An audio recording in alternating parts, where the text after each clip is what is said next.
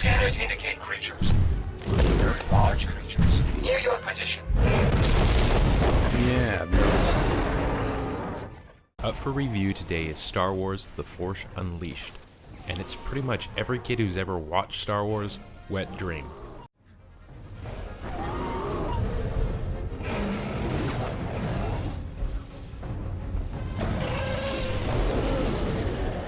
You take on the role of Starkiller, a secret apprentice to Darth Vader. Vader sends you out on missions, first as a form of training, and then with the goal of building a rebellion in order to distract the Emperor, so that you and Vader can move in and kill him. Yes. Along the way, you encounter several other characters that fill the requisite roles in the Star Wars universe, such as comedic droid sidekick, female love interest that alters your destiny, and Force-endowed mentor. My being here has never been about my piloting. Each mission consists of fighting your way through a beautifully designed world that's sprawling with hundreds of enemies for you to slaughter, utilizing various abilities such as lightning, lightsaber throw, and force grip.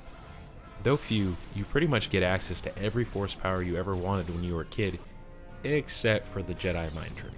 The game is all about using your force abilities and lightsaber skills to wreak havoc on anything and everything that stands between you and your goal, from Wookiees to Jawas, Stormtroopers to Jedis, and even the occasional AT-ST.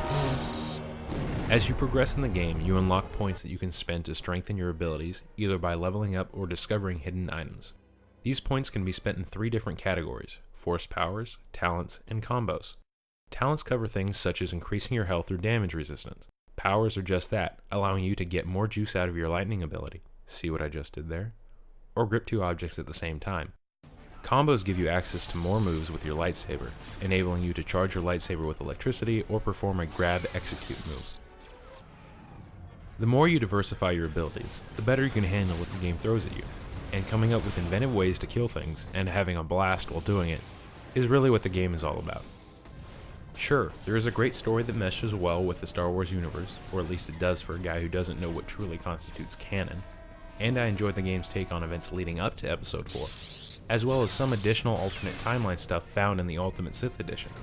But really, I enjoyed being such a badass I was able to pull a Star Destroyer out of the sky. What? You're insane! It's massive! You're a Jedi, boy. Size means nothing to you. Oh man, I wish I could get handed a straight line like that every day.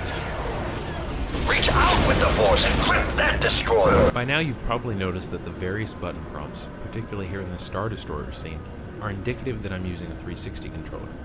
I'm actually playing it on the PC, but unfortunately, The Force Unleashed is really just another console port, and it shows, particularly in the controls. I got through part of the game using a mouse and keyboard, but things never really felt quite the way they should, particularly when grabbing and flinging objects at enemies.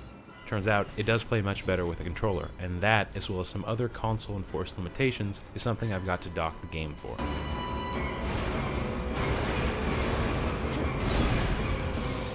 Still, this is a great game, and I had a good time playing it. I bought it a while back and spent $15 on it, which feels like a decent deal for the Ultimate Sith Edition, which includes 3 additional levels and totaled me about 12 hours of gameplay. However, during the holidays in 2011, I was able to pick up the sequel for only $5, which is something to keep in mind if you're willing to wait for another special sale. Still, all in all, a sound investment at $15 less, even with that overwhelming feel of consoleness. And that brings my final score to 7 out of 10.